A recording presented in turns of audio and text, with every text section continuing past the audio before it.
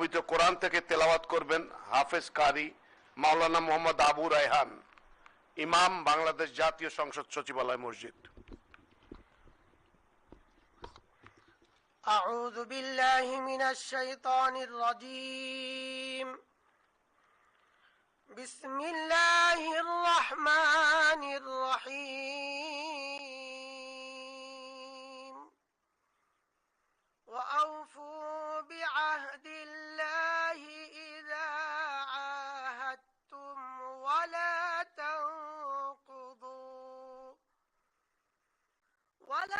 تنقضوا الأيمان بعد توكيدها وقد جعلتم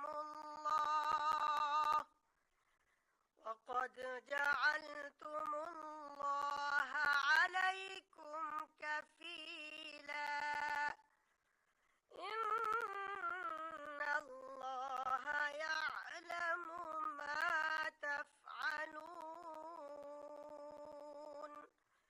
صدق الله العظيم. সূরা আন-নাহল এর 91তম আয়াতে কারিমা তেলাওয়াত করা হলো, যার বাংলা অর্থ এইরূপ: যখন তোমরা আল্লাহর নামে কোনো অঙ্গীকার করো তখন তা পূর্ণ করো, এবং এ শপথ পাকাপোক্ত করে নেয়ার পর তা ভঙ্গ করো না, কেননা এ শপথের জন্য তোমরা আল্লাহকে অভিভাবক বানিয়ে নিয়েছো।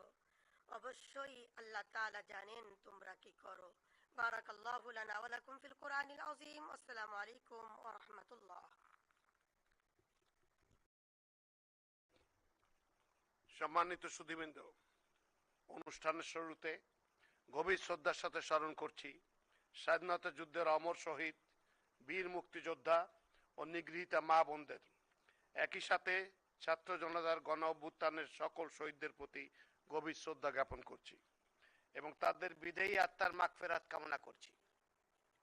সম্মানিত সুধীবৃন্দ, আমি এখন গণপ্রজাতন্ত্রী বাংলাদেশের সংবিধানের 56 অনুচ্ছেদের অনুচ্ছেদের 2 উপদফা অনুযায়ী রাষ্ট্রপতি কর্তৃক গণপ্রজাতন্ত্রী বাংলাদেশ সরকারের মন্ত্রী পদে নিয়োগপ্রাপ্ত ব্যক্তির নাম ঘোষণা করছি। তিনি হচ্ছেন জনাব আহমেদ আজম খান, এমপি।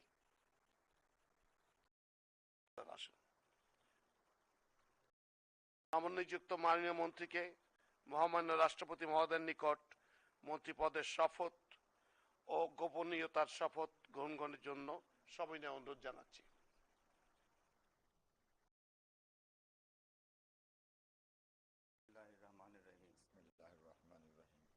আমি আহমেদ আজম খান সশ্রদ্ধ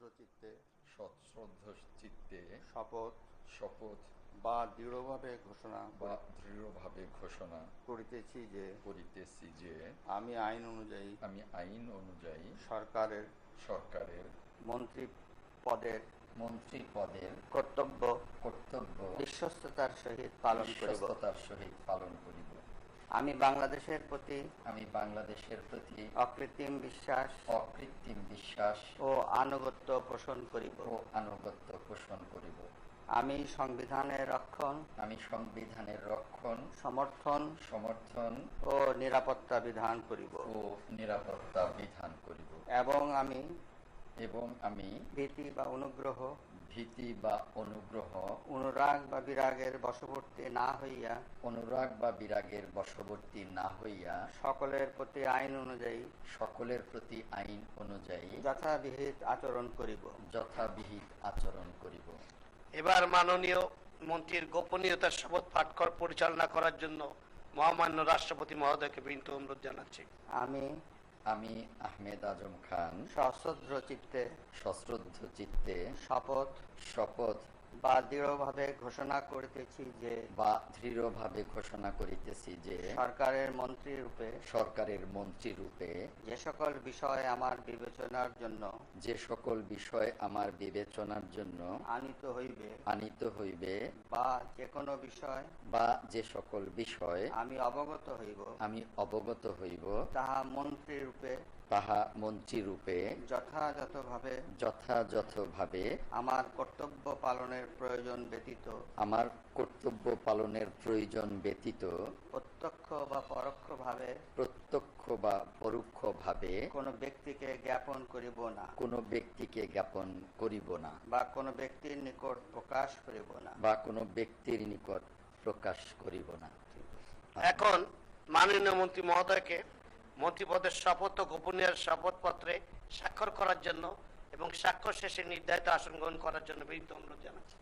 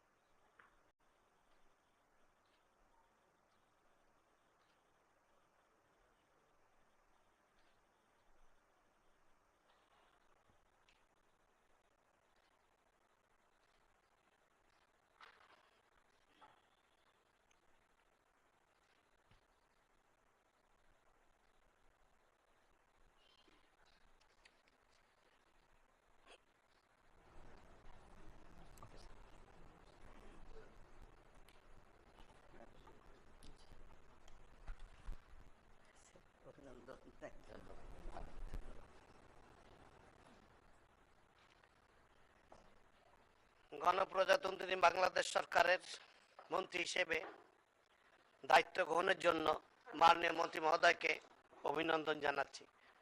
এই সাথে অনুষ্ঠান শেষ করার জন্য অনুরোধ চাচ্ছি স্যার।